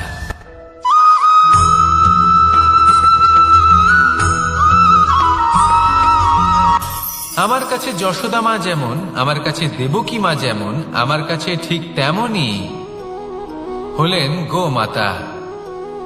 এবার ভেবে দেখার বিষয় হলো এটা যে এই সংসারে অসংখ্য প্রাণী আছে, একজন গাইকে একজন মায়ের মর্যাদা কেন দেওয়া হয়? তাহলে এর অনেকগুলো কারণ আছে। এই গাই অর্থাৎ গোমাতা, এনারা হলেন অত্যন্ত শান্ত, শান্তি প্রিয়, কখনো কারোর কোনো ক্ষতি করতেই পারেন না। গোমাতা যে দুধ নিজের বাছুরকে পান করান সেই দুধই আমাদেরও দেন। সেই দুধ পান করে আমরা শক্তি লাভ করি।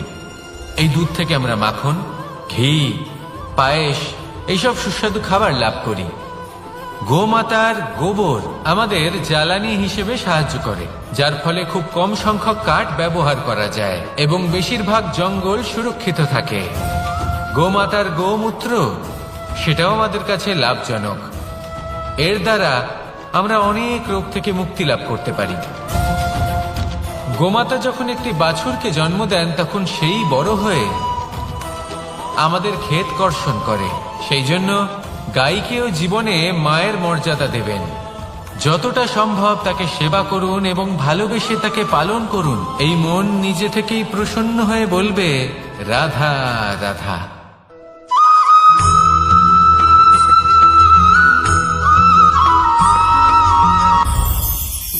সংসারে যখনই কোনো সমস্যা আসে তখন আমরা আমাদের সব থেকে বড় সম্বলের কাছে আশ্রয় খুঁজি, তা হলো আমাদের বিশ্বাস।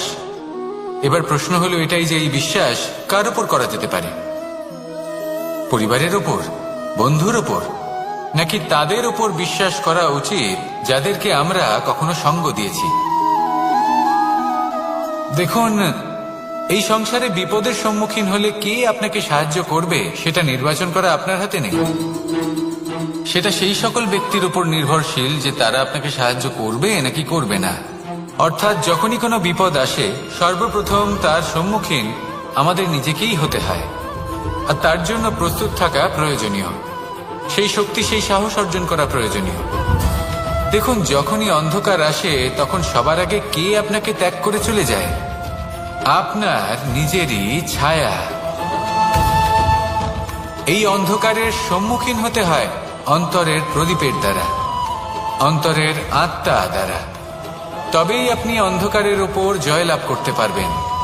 সেই জন্য যে বিপদই আসুক না কেন নিজেকে তার জন্য প্রস্তুত রাখা উচিত। সেই সাহস নিয়ে আসুন। এমন কোনো বিপদ নেই যা আপনাকে ভেঙে দিতে পারে। আসুন আমার সাথে ভালোবেসে বলুন, রাধা রাধা।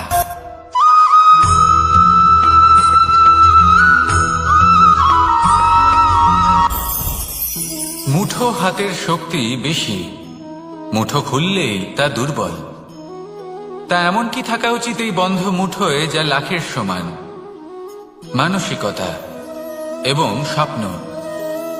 মানুষ জন্মগ্রহণ করে, তার মানসিকতা সময়ের সাথে উন্নত হয়। মানসিকতা অনুযায়ী সে স্বপ্ন দেখে, আর সেই স্বপ্ন সার্থক করতে সে পরিশ্রম করতে থাকে। কিন্তু খুব গুরুত্বপূর্ণ একটা কথা আছে যা আপনার মনে রাখা উচিত। আপনার এই মানসিকতা, আপনার এই স্বপ্ন, তা যেন আপনার নিয়ন্ত্রণে থাকে। আপনার বন্ধ মুঠোয় যেন এর লাগাম থাকে, আপনি যেন এর প্রভু হন। যদি তা হয় তবেই আপনি লাভবান হবেন।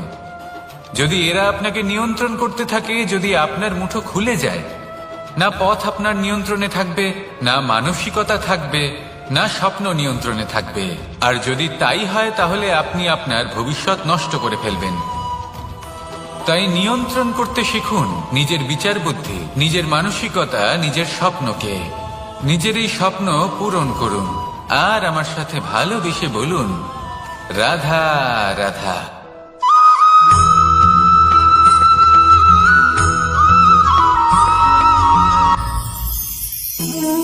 জীবনে ক্ষমা চাওয়া তাও কিছুটা সহজ, ক্ষমা করতে পারা অত্যন্ত কঠিন। ক্ষমা দুই অক্ষরের এই শব্দ হতে পারে, কিন্তু অত্যন্ত বড় এই শব্দ, অত্যন্ত গুরুত্বপূর্ণ এই শব্দ। কখনো কখনো অন্য কাউকে ক্ষমা করে দেওয়া তাও কিছুটা সহজ কাজ, কিন্তু নিজেকে ক্ষমা করতে পারা অত্যন্ত কঠিন হয়ে দাঁড়ায়। অতীতে যদি আমাদের এমন কোনো ভুল হয় যে কারণে আমরা নিজেকে ক্ষমা করতে পারি না, অনেক সময় এমন কিছু ভুল করে বসি যে বিষয় শুধু আমরাই জানি, কিন্তু আমরা নিজেকে ক্ষমাই করতে পারি না। আর আমাদের বিকাশ সেখানে স্তব্ধ হয়ে যায়। কারণ যদি আপনি ক্ষমা করতে না শেখেন, নিজেকে ক্ষমা যদি না করতে পারেন, তাহলে তা আপনার জীবনের সব থেকে বড় বাধা হয়ে দাঁড়াবে। সেই জন্য জীবনে অবশ্যই শিখুন যে কিভাবে নিজেকে ক্ষমা করতে হয়, আর শিখুন যে আগের করা ভুল আবার কি করে না করা যেতে পারে। এই মন হালকা হবে আর প্রসন্ন হয়ে বলবে, রাধা রাধা।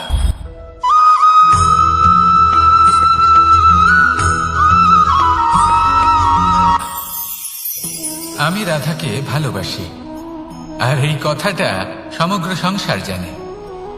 আর সময় অন্তরে লীলার দ্বারা, বিভিন্ন ঘটনা দ্বারা, কর্মের দ্বারা আমি নিজের এই ভালোবাসা রাধার সামনে প্রকাশ করি। এবার আপনি বলবেন, এসবের কি প্রয়োজন? রাধা কি এই কথা জানে না যে কৃষ্ণ তাকে কতটা ভালোবাসে? অবশ্যই জানে, কিন্তু এই যে ভালোবাসা, তা মনে রেখে দেওয়ার জন্য নয়, তা প্রকাশ করার জন্য। আর বারংবার এই ভালোবাসাকে প্রকাশ করা উচিত, উচিত সময় এবং উচিত সুযোগ দেখে। কিরকম? এবার যদি আপনি প্রেমীর সাথে কোনো উৎসবে থাকেন, তাহলে তার সাথে নৃত্য সঙ্গীত করুন। যদি ভিড়ের মাঝে থাকেন তখন প্রেমিকে সম্মান করুন, একান্তে প্রসাধন করুন। দুঃখের সময় তার হাত ধরে থাকুন, সুখের সময় আলিঙ্গন করে রাখুন। এই প্রেম যত প্রকাশ করবেন ততই এই প্রেমের বৃদ্ধি হবে। এই প্রেম আরো বেশি গভীর হবে, অটুট হবে। তাই এই প্রেমকে মনে নয়, আপনার জীবনে স্থান দিন। মন খুলে প্রকাশ করুন আর আমার সাথে ভালোবেসে বলুন, রাধা রাধা।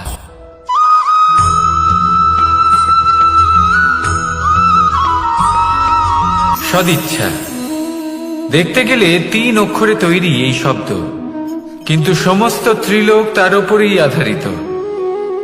আপনি এই সংসারে এসেছেন, তখন অবশ্যই শ্বাস নেবেন, কিন্তু তার বদলে আপনাকে কিছু তো দিতেই হবে। আপনার উপর নির্ভর করছে আপনি কি দেবেন। কি দেবেন এই সংসারকে, এই সমাজকে, নিজের পরিবারকে, আর তার বদলে কি নেবেন? যশ নাকি অপযশ?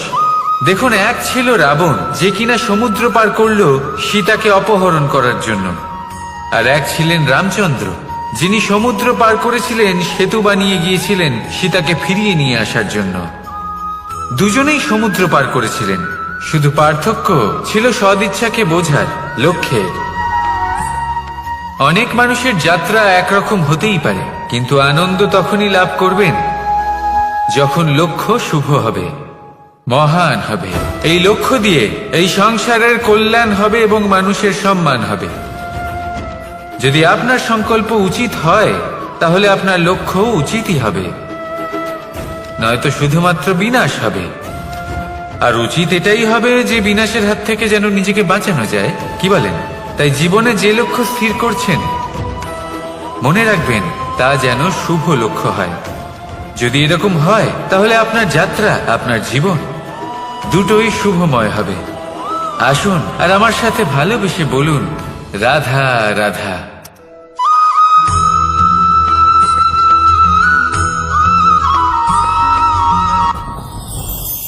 যত শক্তিশালী এই মন, তত শক্তিশালী এই শরীরও।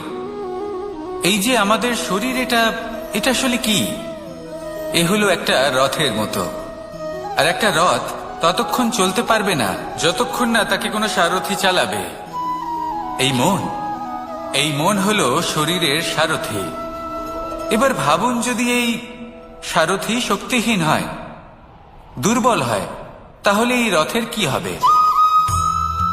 এটা উচিত পথে চলতে পারবে না, উচিত গতিতে চলতে পারবে না, মন মতো স্থানে এটা পৌঁছতেও পারবে না। সেই জন্য মনের শক্তি অত্যন্ত প্রয়োজনীয়। এবার মনের শক্তি আমরা কোথা থেকে লাভ করি?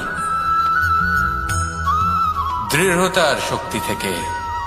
এবার এই শক্তি আমরা কিভাবে বাড়াতে পারি? আমরা প্রতিদিন কিছু নতুন স্থির করি, কিছু ছোট, কিছু বড়। আর যেই আমরা নতুন কিছু পূর্ণ করি, আমাদের মনের শক্তি বেড়ে যায়। আর যদি পূর্ণ না করতে পারি, মনের শক্তি কমে যায়। একটা দেওয়ালের মতো ছোট ছোট ছোট ছোট শিলা আমরা একটার পর একটা স্থাপন করে একটা দেওয়াল তৈরি করি। এতগুলো পাথর যখন একত্রিত হয়ে যায়, তখন এমন এক দেওয়াল তৈরি হয় যাকে ভাঙা প্রায় অসম্ভব হয়ে দাঁড়ায়। সেরকমই হয় মন এবং দৃঢ়তা। ছোট ছোট কাজ করে নিজের লক্ষ্য পূর্ণ করুন। এই লক্ষ্য যদি পূর্ণ হয়, তবে মনের শক্তি বাড়বে। কিছুটা এইভাবে যে যত বড়ই বিপদ আসুক না কেন, সেই বিপদ নিজে হার মেনে নেবে, কিন্তু আপনার মন ততটাই শক্তিশালী থাকবে।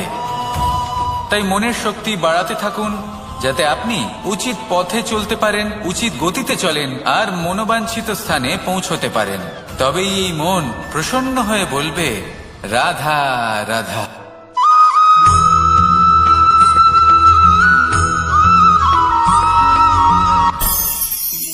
অনেক সময় যখন আমরা কর্ম করি, সাফল্য লাভ করি, কঠিন পরীক্ষায় উত্তীর্ণ হই, বড় কাজ করি, আমাদের মনে হয় এই সংসার আমাদের একটু প্রশংসা করুক, ভালো লাগে।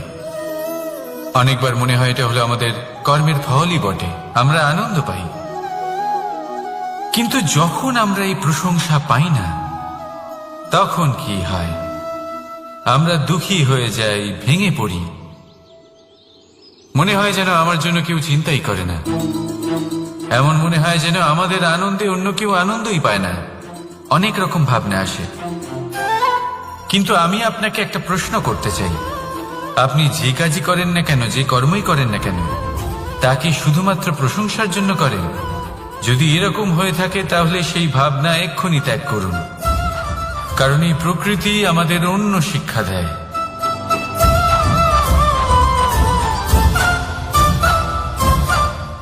এই ফুলকে দেখুন, এই যে ফুলের সুবাস, যা আমার মনকে উচ্ছ্বসিত করে তোলে, মনে শক্তির সঞ্চার করে, এই সুগন্ধ। কিন্তু ভেবে দেখুন, ফুলের কিন্তু এই কাজ করার জন্য কোনো প্রশংসারই প্রয়োজন হয় না। এটাই হলো প্রকৃতির শিক্ষা। যিনি সৎ হন, সৎকর্ম করেন, তার কোনো প্রশংসার প্রয়োজন হয় না, কারণ ওনার কর্মই হলো ওনার সুবাস। মনে রাখবেন, আতর নকল ফুলে দেওয়া হয়, প্রকৃত ফুলের তার কোনো প্রয়োজন হয় না। সেইভাবেই আপনিও কর্ম করতে থাকুন শুভ চিন্তা নিয়ে। এই মনকে সব সময় শান্ত রাখুন, স্বচ্ছ রাখুন। যদি এরকম করেন তাহলে আপনার কর্ম এমন সুবাস ছড়াবে যে আপনার জীবনে শুধু এবং শুধুমাত্র আনন্দই থাকবে। তাহলে এই আনন্দ সহকারে বলুন, রাধা রাধা।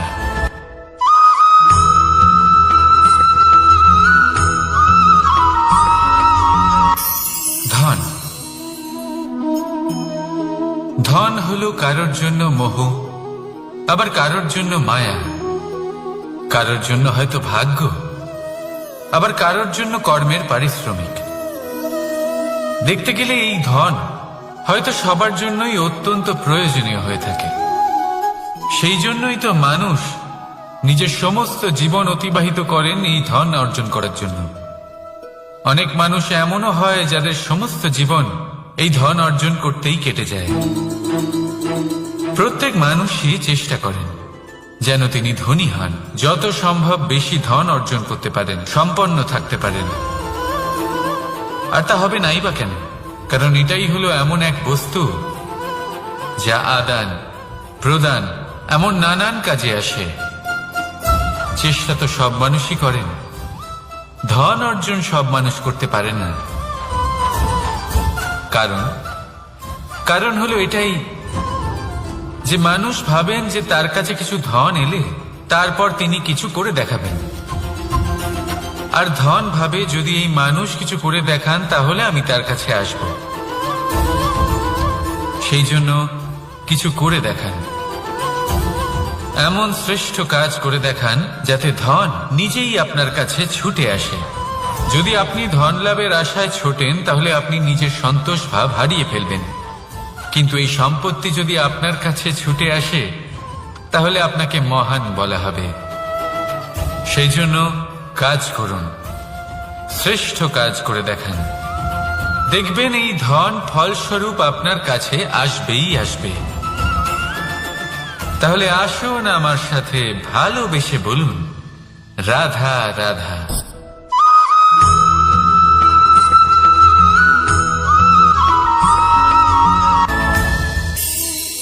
এই সংসারে এমন কোনো পর্বত নেই যা এতটাই উঁচু যে মানুষ তার শিখরে পৌঁছতে পারবে না, তাকে অতিক্রম করতে পারবে না। এই সংসারে এমন কোনো সাগর নেই যা কিনা এতটাই গভীর যেখানে মানুষ তার তলদেশে পৌঁছে ফিরে আসতে পারবে না। একটা ছোট্ট বরফের টুকরো পর্বতের শিখরে গলে গিয়ে বইতে থাকে, আর দেখতে দেখতেই তা মহানদী গঙ্গায় পরিবর্তিত হয়। এর কারণ কি? এর কারণ হলো প্রচেষ্টা, প্রারব্ধ নয়। এই প্রচেষ্টাই সুনিশ্চিত করে যে আপনার প্রারব্ধ কি হবে। এই সমস্ত কিছু হলো প্রচেষ্টা আর প্রারব্ধের খেলা। আপনার প্রচেষ্টা যেরকম হবে আপনার প্রারব্ধ সেরকমই হবে। আর আপনার প্রচেষ্টা যদি উচ্চ মানের হয় তাহলে প্রারব্ধকে আপনার সামনে নত হতেই হবে। কি বলেন? তাহলে আসুন আমার সাথে ভালোবেসে বলুন, রাধা রাধা। অনেক সময় মানুষ অতীতকে দেখেন আর তখন অহংবোধে পরিপূর্ণ হয়ে ওঠেন। কখনো বর্তমানের দিকে তাকান, ভবিষ্যতের দিকে তাকান আর পরিতৃপ্তিতে ভরে ওঠেন। কেন বুঝতে পারেন না একটা সহজ কথা? এই যে সৃষ্টি, এই সৃষ্টি হলো একটা বড় চক্র। যা বারংবার আপনার কাছে ফিরে আসবেই। কঠিন থেকে কঠিনতর পরীক্ষায় আপনাকে নিযুক্ত করবে, যাতে আপনাকে উত্তীর্ণ হতেই হবে। যা কাল ছিল তা আজ নেই, এটা সবাই জানেন। যা আজ আছে তা হয়তো কাল থাকবে না, এটাও আপনাকে মেনে নিতে হবে, তাও আবার হাসি মুখে।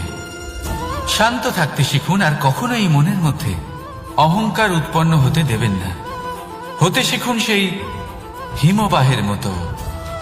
হয়তো এই জন্যই এত শীতল থাকে, কারণ ও জানে গতকালও জল রূপে ছিল, আজ বরফ রূপে হয়তো আছে, কিন্তু কাল পুনরায় সে জলেই পরিণত হবে। নিজেকে শান্ত রাখুন। হয়তো আজ আপনি সাফল্যের শিখরে আছেন, হয়তো বা নেই। আপনাকে প্রত্যেক দিন অবশ্যই দেখতে হবে। শুধু নিরন্তর প্রচেষ্টা করতে থাকুন, প্রত্যেক পরিস্থিতির জন্য তৈরি থাকুন, আর একে ভারসাম্যে রাখতে শিখুন। আপনার কাল হোক, আজ হোক বা আগামীকাল, আপনার ভালো দিন হোক বা খারাপ দিন, সব পবিত্র হয়ে যাবে। তাহলে আসুন আর আমার সাথে ভালোবেসে বলুন, রাধা রাধা।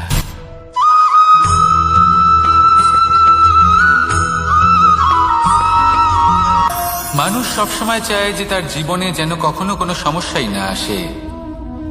সে চায় তার জীবন যেন শুধুমাত্র শান্তি এবং সুখের দ্বারা পূর্ণ থাকে।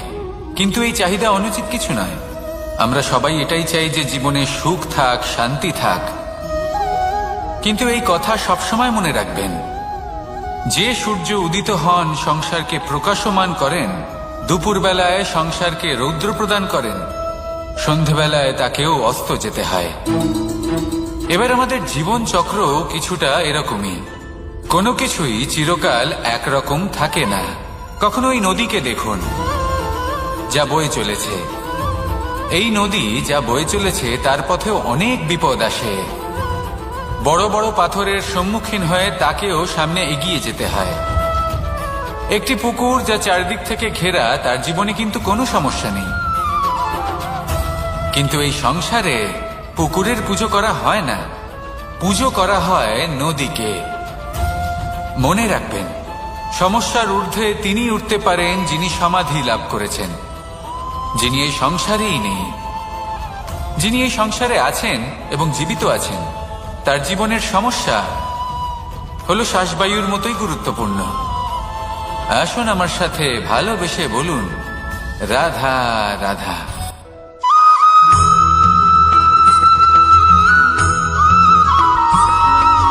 দোল উৎসবে এই সমগ্র সংসার রং নিয়ে খেলা করে, কিন্তু এই রঙের সারমর্ম এই সংসার কি জানে? কখনো দেখেছেন একটা চিন্তিত মুখ শুধুমাত্র রঙের স্পর্শ পেয়ে আনন্দিত হয়ে ওঠে? দোলে আমরা কি করি? পুরাতনকে ত্যাগ করি আর নতুনকে স্বাগত জানাই। শিশিরকে বিদায় জানিয়ে এক নতুন ঋতুকে আগমন জানাই। দুশ্চিন্তা দূর করে আসার নতুন রঙে রঙিন হয়ে ওঠা, নিজেকে আনন্দিত করা, এটাই তো হলো দোল। এবার দোলের একটা ব্যাপার আছে, দুটো রঙে একসাথে রঙিন হওয়া যায় না। একটা রং উঠলে তবেই আরেকটা রং লাগা সম্ভব। আরো একটা প্রশ্নও রয়েছে, কোন রংকে তুলে দিয়ে কোন রং মাখানো যেতে পারে? যদি আপনাকে উদাহরণ দিই, লোভের এই রং, তা যতক্ষণ লেগে থাকবে আনন্দের রং লাগতে পারবে না। যা হয়েছিল দ্বারকাবাসী এবং সামন্তক মণির মধ্যে। ভ্রান্তির রং যতক্ষণ লেগে থাকবে সত্যের রং লাগতে পারবে না, যা হয়েছে রুক্মিণীর সাথে। আর হিংসার এই রং যতক্ষণ লেগে থাকবে প্রেমের রং ততক্ষণ লাগতেই পারবে না, যা হয় আপনার আমার সবার সাথে। তাহলে আসুন একসাথে মিলে দোল পালন করি এবং সবকিছুর উপরে বিজয় লাভ করি। অন্ধকারের স্থানে আলো